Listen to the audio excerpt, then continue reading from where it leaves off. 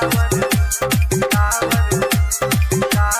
आप सुन रहे हैं एसके म्यूजिक गाँव की प्रस्तुति। म्यूजिक डायरेक्टर डीजे नीतीश राज मंगुरा नवादा। कोहिन कसारी गैप को नचारी चलै छी सबके अगारी भौजी कावर वाले। कोहिन कसारी गैप को नचारी चलै छी सबके अगारी भौजी कावर वाले।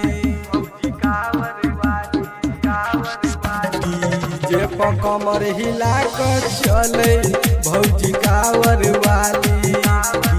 डीजे पर कमर हिला कर चले भौजी कावर वाली। डीजे नीतीश राज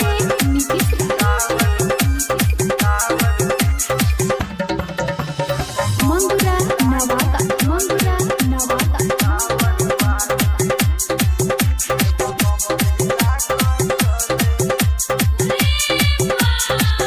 बोल बम बोल कचे बई रास्ता में चल कर बाबा के आस लगा कर देवर संग हंस कर। बोल बम बोल कचे बई रास्ता में चल कर बाबा के आस लगा कर देवर संग हंस कर।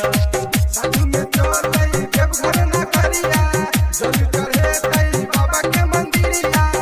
जल चढ़ेबै भौजी बाबा के मंदिरिया। दुनू ये कावर में जल है का भरल बनिया से ढार देबै पूरा भौजी कावर वाले। डीजे पर कमर हिला कर चले भौजी कावर वाली। डीजे पर कमर हिला कर चले भौजी कावर वाली। डीजे नीतीश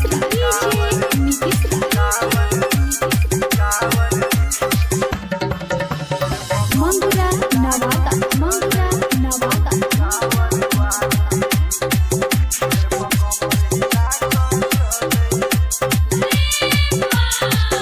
देवघर नगरिया में भीड़ चलै भारी भौजी के संगे चलबै बाबा के दुआरी।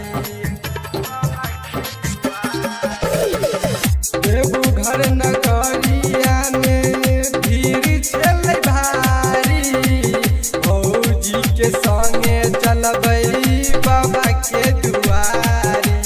बान्हे तू भौजी माथे पगड़िया जल चढ़ेबै होइते भिनसरिया।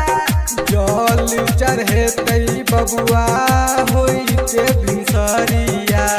राइटर नरेश पिएला रोजे फिल्म में भर क गजा भौजी कावर वाली। डीजे पर कमर हिला कर चले भौजी कावर वाली। डीजे पर कमर हिला कर